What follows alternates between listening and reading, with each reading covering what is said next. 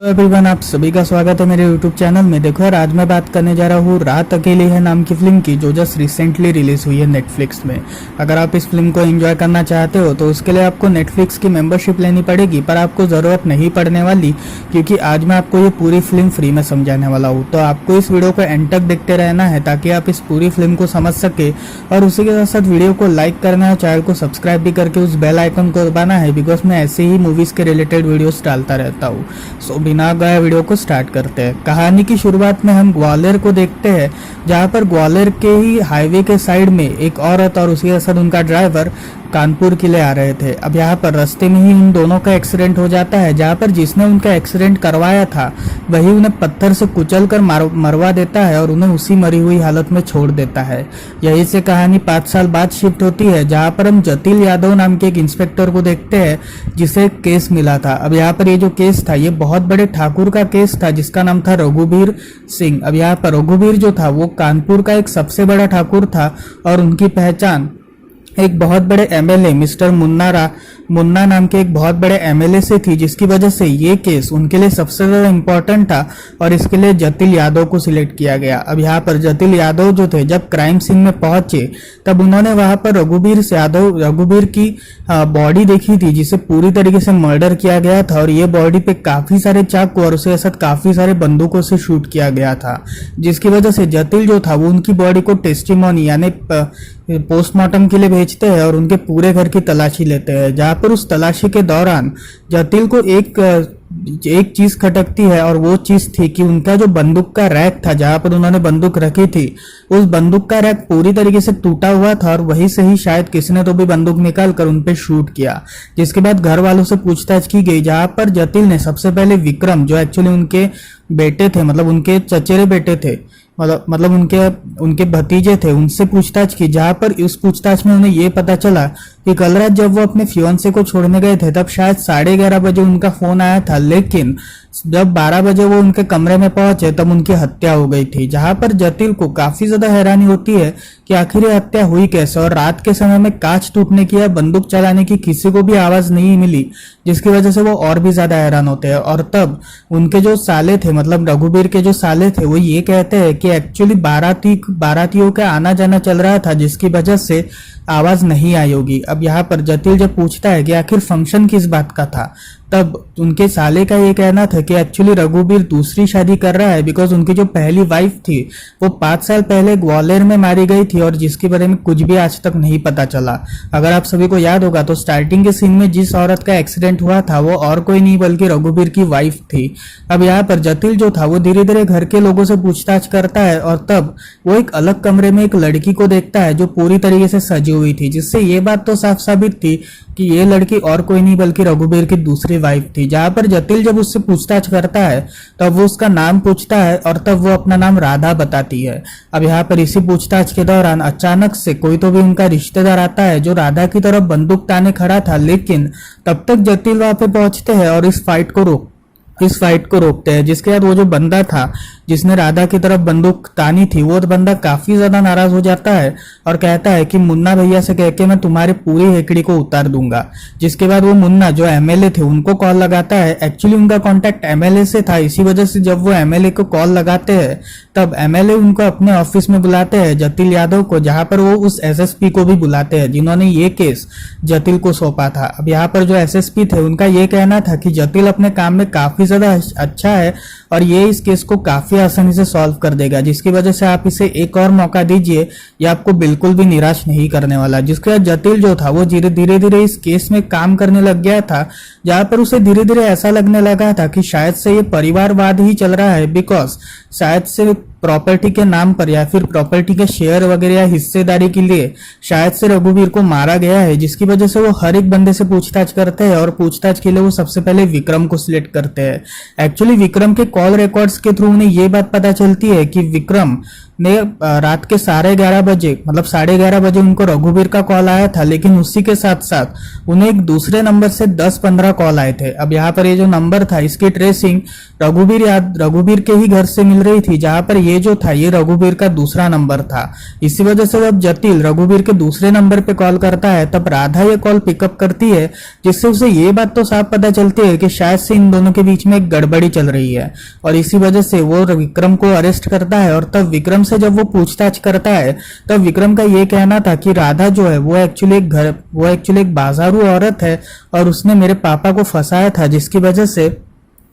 वजह से मैं उससे थोड़ी सी बातें कर रहा था और तब मैंने उनसे बात करना छोड़ दिया था, जिसकी वजह से मेरे ऊपर शक पैदा करना एक बहुत बुरी चीज है। जहां पर जटिल को इस बात पे वो यकीन करता है और विक्रम को छोड़ देता है। लेकिन अभी विक्रम जो था वो अब जटिल के रेडार में आ चुका था, जिसकी वजह से वो विक्रम के बारे में पूरी इंफॉर्मेशन निकालता है। अब इसकी भनक जब मुन्ना को पता चलती है तब मुन्ना भैया जो थे उन्होंने एसएसपी से कहकर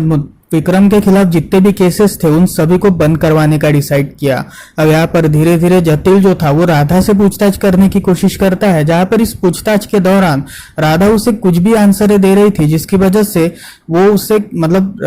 जटिल जो था वो काफी ज्यादा परेशान होता है और राधा से ये कहता है कि मैं तुम्हें बचाने के लिए ये सब कर रहा हूँ, क्योंकि इन सारे परिवार वालों का यही कहना है कि इसे जेल में डाल दो, क्योंकि इसी ने ही इस हत्या को अंजाम दिया है। लेकिन यहाँ पर राधा ये कहती है कि मैं ऐसा कर ही नहीं सकती, क्योंकि कुछ समय पहले मैं यही से ही तो भागी थी और मैं अपने घर से भागी थी। और तभी जटिल को अपना एक पुराना वक्त याद आता है। एक्चुअली 5 साल पहले जटिल जब कौंसिलोवी गांव की तरफ जा रहा था तब उसकी मुलाकात राधा से ही हुई थी, जहां पर राधा जो थी वो अपने फादर से भागना चाहती थी और तब उसके जो फादर थे वो राधा को पकड़ लेते हैं और तब राधा भागने की कोशिश ना करे, जिसकी गारंटी जटिल देता है और कहता है कि मैं आपकी बेटी की रक्षा करूंगा। जहां पर जटिल उससे बातों बातों में पूछता है कि आखिर तुम कहां से हो, और तब वो ये कहती है कि मैं चंबाल घाटी से बिलोंग करती हूँ और मेरे फादर जो है वो एक्चुअली एक बहुत बड़े पॉलिटिशियन है, जिसकी वजह से मैं यहाँ से भागना चाहती हूँ ताकि मेरे फादर का जो वारिस है, मेरे फादर की जो हवा है वो मुझे न लग पाए। अब यही पर ही कहानी प्रेजेंट में जाती है, जहां पर हम ये देखते हैं कि नरेंद्र जो एक्चुअली उनके लिए काम करता था जटिल के लिए, वो जटिल से ये कहता है कि ये सब राधा ने ही करवाया होगा प्रॉपर्टी के कारण के लिए और वो एक बाजारू औरत है जिसकी वजह से उसने ये सारी हरकतें करवाई होगी। लेकिन जटिल इस बात से काफी ज्यादा नाराज होता है और कहता है कि हमें केस के ऊपर ध्यान देना चाहिए, ना कि इन सारी बातों के ऊपर। अब यहाँ पर धीरे धीरे जटिल जो था वो इस केस को सॉल्व करने की कोशिश करता है, जहां पर वो हर एक जगह पे जाता है और तब वो उनकी नौकरानी जो एक्चुअली उनके घर पे काम करती थी, जिसका नाम था चुन्नी, उससे मुलाकात करता है। अब यहाँ पर चुन्नी से मुलाकात करते वक्त वो ये पूछता है कि आखिर ये सब चल क्या रहा है, जहां पर चुन्नी उसे ये कहती है कि एक्चुअली कुछ समय पहले 5 साल पहले मेरे जो पापा थे वो इनके यहाँ पे ड्राइवरी का काम करते थे और वो मिसेस रघुवीर को लेने गए थे, जहां पर मिसेस रघुवीर का एक्सीडेंट हुआ था। और जब चुन्नी ने उनके लापता यानी अपने फादर के लापता होने का केस करवाया था तब उनकी कोई भी इंक्वायरी नहीं बैठी थी और इस केस को हमेशा के लिए क्लोज कर दिया गया। जिसके बाद जटिल जो था वो अपने ऑफिस में जाता है और सारे पुराने फाइलों का एक्सेस करता है, जहां पर इन फाइलों में उसे चुन्नी के फादर के भी बारे में पता चलता है और तब वो चुन्नी के फादर जहां पर काम किया करते थे, एक मैकेनिक की भट्टी थी जहां पर वो काम किया करते थे और उस मैकेनिक्स वाले के पास जाते हैं, जहां पर उस मैकेनिक वाला जो कबाड़ गाड़ी को अच्छा करता है अपग्रेडेशन वाले के पास जाते हैं, जहां पर उस अपग्रेडेशन का वाले का ये कहना था कि इसका जो मालिक है वो एक्चुअली एक कसाई है, लेकिन इसको एक्चुअल में चलाने वाला एक एमएलए है, पर उसका नाम तो मुझे नहीं पता। जिसकी वजह से जटिल जो था वो उस कसाई को ढूंढता है, जहां पर वो कसाई जो था वो जटिल को देखता है लेकिन कुछ बोलता नहीं, जिसकी वजह से जटिल वहां से चला जाता है। और तब शाम को मुन्ना भैया उसे बुलाते हैं, जहां पर मुन्ना राजा का ये कहना था कि तुम इस केस पे ऐसा नहीं कर सकते, बिकॉज मैं नहीं चाहता कि तुम इसमें पूरा इन्वेस्टिगेट करो और एक दूसरे केस को ओपन करो। जिसकी वजह से जटिल जो था वो ये कहता है कि आज के बाद मैं ऐसे किसी भी केस को ओपन नहीं करूंगा और मैं आप ही के केस के ऊपर काम करूंगा, जिसकी वजह से वो उनके केस के ऊपर काम करना स्टार्ट करता है। अब यहाँ पर अगले दिन उन्हीं के घर पर रघुवीर के ही घर पर उसे चुन्नी की लाश मिलती है, जहां पर इस लाश को जब पोस्टमार्टम के लिए डाला जाता है तब पोस्टमार्टम एक्सपर्ट का ये कहना था कि इसे स्ट्रैंगल करके मारा गया है और इसकी मौत करने वाला सही में काफी ज्यादा खूनकार होगा, बिकॉज इसे काफी ज्यादा स्ट्रैंगल करके मारा गया है और उसे स्ट्रैंगल करने के बाद चाकू से भी मारा गया है, जिसकी वजह से मैं पोस्टमार्टम रिपोर्ट्स तुम्हारे लिए तैयार करके दूंगा। अब यहाँ पर नरेंद्र का ये मानना था कि ये सारे जो कांड है ये सब राधा ही कर रही है, जिसकी वजह से जटिल इस बात से काफी ज्यादा नाराज होता है और वो नरेंद्र को मारता है, जिसके बाद ये दोनों लड़ाई करते हैं और तब एसएसपी को इनकी लड़ाई रुकवानी पड़ती है, जहां पर नरेंद्र अब जटिल के साथ काम नहीं करना चाहता था, जिसकी वजह से जटिल भी वहां से चला जाता है और शाम के समय उसके ऊपर एक हमला होता है, जहां पर इस हमले से वो बचते बचाते कैसे तो भी जाता है और तब वो राधा को लेकर जाता है। एक्चुअली वो राधा के घर पे जाता है, जहां पर राधा जो थी वो पूरी तरीके से मतलब वो तैयार थी, और तब राधा के साथ जटिल ये दोनों भागना शुरू करते हैं और राधा जटिल की जान बचाकर उसे एक गांव की तरफ लेकर जाती है। अब यहाँ पर ये जो गांव था ये एक्चुअली उनके फादर का गांव था, जहां पर उस गांव में जाने के बाद 2-4 दिन जटिल वहां पे रुकता है और धीरे धीरे जटिल को राधा के लिए फीलिंग्स जागना शुरू हो जाती है। और तब जब वो बैग चेक मतलब तब एक 2-4 दिन बाद जब वो उसकी बैग चेक करता है तब उसे वो चुन्नी मिलती है, जिस चुन्नी का यूज करके रघुवीर को मारा गया था, जिसकी वजह से जटिल जो था वो राधा को बुलाता है और उससे पूछता है कि आखिर तुमने मुझसे झूठ क्यों बोला। और तब राधा ये कहती है कि एक्चुअली मेरा काफी टाइम से विक्रम के साथ अफेयर चल रहा था, जिसकी वजह से मैं इस बात को नहीं छुपा पाई, और एक दिन जब उसकी फियांसे यहाँ पे आई थी तब मैंने विक्रम को फोन किया था, लेकिन विक्रम ने ये कहा था कि तुम एक बाजारू औरत हो और जिसकी वजह से मैं तुम्हारे साथ शादी नहीं कर सकता। जिसके बाद राधा ये कहती है कि मैं रघुवीर को सारी बात बता दूंगी, और तब वो रघुवीर को जैसे ही बताने जाती है तब विक्रम भी उसे रोकता है और तब ये दोनों रघुवीर की लाश को देखते हैं। जिसके बाद कहानी प्रेजेंट टाइम में आती है। अब यहाँ पर प्रेजेंट टाइम में नरेंद्र को जब पोस्टमार्टम रिपोर्ट मिलती है तब उस पोस्टमार्टम एक्सपर्ट का ये कहना था कि उनके जो नेल्स मतलब चुन्नी के जो नेल्स थे उसके ऊपर काफी एक दूसरे आदमी के एपिडर्मिस के निशान थे। और अगर आपको एपिडर्मिस के बारे में नहीं पता होगा तो मैं बता दूं कि एपिडर्मिस एक्चुअली नेल्स के निशान होते हैं, जहां पर उस नेल्स के निशान का जो खून था वो एक दूसरे बंदे के इसमें बिलोंग करता है, जिसकी वजह से उसकी मतलब उसमें वो जब स्ट्रगल कर रही थी तब शायद से चुन्नी ने उसके ऊपर हमला किया होगा और शायद से उसके हाथों के ऊपर घाव होगा, बिकॉज उसका जो हाथ था वो पूरी तरीके से जला हुआ होगा और उसे काफी ज्यादा स्क्रीन प्रॉब्लम होगी, जिसकी वजह से नरेंद्र ये बात जब अपने एसएसपी को बताता है तब वहां पर मुन्ना राजा और उनके आदमी आए थे, और तब वो मुन्ना राजा जब जाते हैं तब वो उनके एक आदमी के हाथ में जो एक्चुअली कसाई था उसके हाथ में वही सेम निशान देखते हैं जो एक्चुअली पूरी तरीके से चुन्नी ने किया था। जिसके बाद वो जटिल को फोन करते हैं और तब जटिल को ये बात पता चलती है कि आखिर ये सब चल क्या रहा है और उनकी जो हत्या है वो मुन्ना भैया के ही कौन से तो भी आदमी ने करवाई है, जिसकी वजह से वो ये डिसाइड करते हैं कि अब वो राधा को एज अ सस्पेक्ट कानपुर में भेजेंगे, और इसी वजह से वो अपने एसएसपी को कॉल करके ये कहते हैं कि मैं सस्पेक्ट को पुलिस में जमा कर रहा हूँ। और तब मुन्ना राजा का ये कहना था कि अभी उसका कोई भी यूज नहीं है, जिसकी वजह से उसे मार डालो।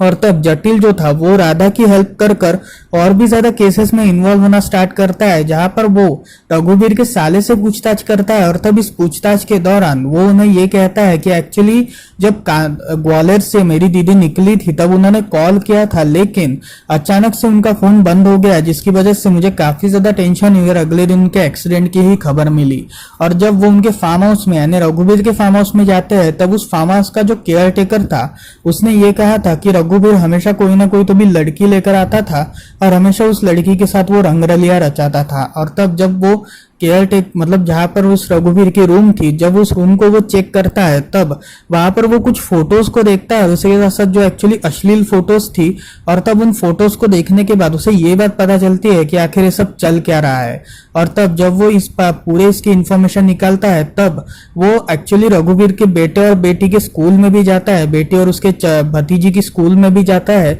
जहां पर उस स्कूल से भी वो थोड़ी बहुत इंफॉर्मेशन निकालता है। और इस इंफॉर्मेशन को निकालने के बाद वो उस हॉस्पिटल में ग्वालियर के उस हॉस्पिटल में जाते हैं जहां पर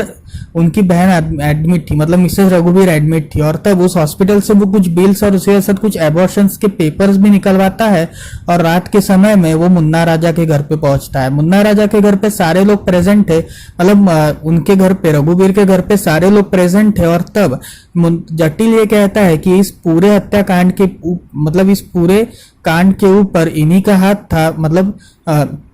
मतलब मुन्ना भैया का ही हाथ था और मुन्ना भैया ने ही मिसेस रघुवीर की हत्या करवाई है। एक्चुअली कुछ समय पहले मिसेस रघुवीर ने मिस्टर रघुवीर को एक लड़की के साथ देख लिया था अपने फार्म हाउस में, और वो लड़की और कोई नहीं बल्कि वसुधा थी। और अगर आपको वसुधा नहीं पता तो वो एक्चुअली रघुवीर की भतीजी है। और तब वो अपनी भतीजी के साथ ही सेक्सुअल असॉल्ट और उसके साथ उसे सेक्सुअली अब्यूज किया करते थे, जिसकी वजह से ये सारी हरकतें देखने के बाद मिसेस रघुवीर ने रशली वहां से चली गई थी और तब इसके बारे में मुन्ना राजा को पता चल गया था, जिसकी वजह से मुन्ना राजा ने अपने आदमियों को भेजकर मिसेस रघुबीर की हत्या करवाई थी। और जब उन्होंने उस शादी की मतलब रघुबीर की जो दूसरी शादी की क्लिपिंग थी, जब उसे देखा तब उसने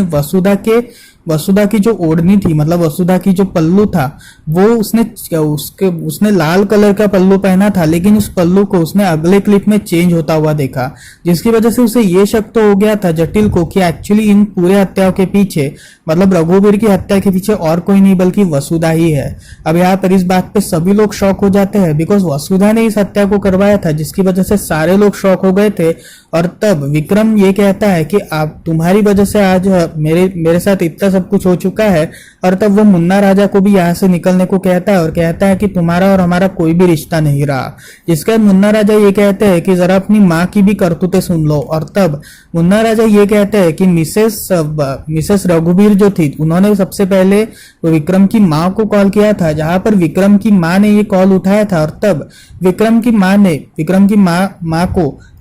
मिसेस रघुबीर ने विक्रम की माँ को ये सारी आपबीती बताई थी, जिसके बाद विक्रम की जो माँ थी वो काफी ज्यादा परेशान हो गई थी बिकॉज वो रघुबीर की बेइज्जती नहीं सहन कर पाती थी, जिसकी वजह से उन्होंने मुन्ना राजा की हेल्प ली और मुन्ना राजा ने ही बाद में चल के मिसेस रघुबीर को खत्म कर दिया। जिसके बाद राधा को बचा लिया गया बिकॉज राधा जो थी उसके ऊपर कोई भी केस नहीं था और उसी के साथ वसुधा जो थी उसके वो नाबालिग थी, जिस एज में उसके साथ सेक्सुअली अब्यूज हुआ था तब वो एक नाबालिग लड़की थी, जिसकी वजह से उसे सेल्फ डिफेंस के तौर पे छोड़ दिया गया और राधा को भी छोड़ दिया गया। और विक्रम की जो माँ थी उसे जेल में जाने से डर की वजह से उसने खुद को शूट कर लिया। और तब एमएलए मुन्ना भैया जो थे उन्हें भी अपने एमएलए पद को छोड़कर जेल में जाना पड़ा, जिसकी वजह से ये केस हमेशा के लिए क्लोज हो गया। और तब राधा जो थी वो अपने कानपुर को छोड़कर जा रही थी, जिसके बाद जटिल को ये बात पता चलती है और एंड में हम ये देखते हैं कि जटिल कानपुर में जाने वाली मतलब कानपुर से निकलने वाली ट्रेन पे चढ़ता है और तब वो राधा को प्रपोज करता है, जिसके बाद ये फिल्म खत्म हो जाती है।